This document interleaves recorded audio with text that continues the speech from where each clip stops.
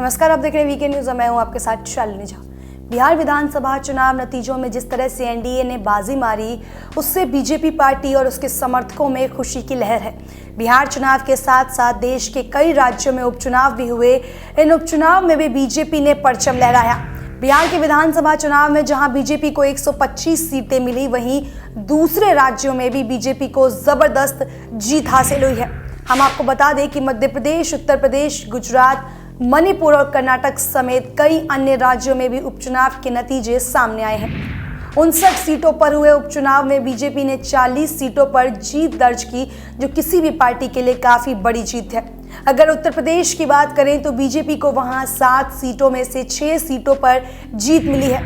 कयास लगाए जा रहे थे कि हाथरस कांड के बाद बीजेपी की हार होगी, पर योगी सरकार की ओर से उठाए गए कदम से जनता काफी खुश थी और उन्होंने बीजेपी को ही वोट दिया।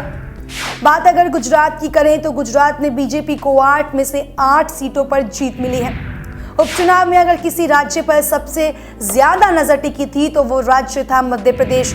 इस उपचुनाव में ज्योतिरादित्य सिंधिया की भी किस्मत दांव पर लगी थी और जिस तरह से कांग्रेस उन पर सवाल उठा रही थी, ऐसे में उन्हें भी जवाब मिल गया है। मध्य प्रदेश के उपचुनाव में बीजेपी को 28 में से 9 सीटों की ही दरकार थी, पर बीजेपी ने 19 सीटें जीत ली। इन विधायकों की जीत के बाद अब शिवराज सिंह चौहान की सरकार स्थायी हो गई है, तो वहीं ज्योतिरादित्य सिंधिया का भी कद पार्टी में अब बढ़ गया है और जो कांग्रेस इतना डींगे हाँक रही थी, वो भी कुछ कमाल नहीं दिखा पाई। मणिपुर में भी बीजेपी को 5 में से 4 सीटें मिली और कर्नाटक में भी बीजेपी को दोनों सीटों पर जीत मिली है। कुछ राज्य ऐसे भी थे जहां पर बीजेपी को जीत हासिल नहीं हुई। इनमें ओडिशा, झारखंड, छत्तीसगढ़ और हरियाणा शामिल है। इस जीत के बाद एक बात तो साफ है कि मोदी का जादू लोगों में खूब देखने को मिला है। जिस तरह से लोगों ने बीजेपी को वोट दिया है, उससे देखकर तो यही लगा है कि बीजेपी लोगों की सबसे फेवरेट पार्टी बनकर उभरी है।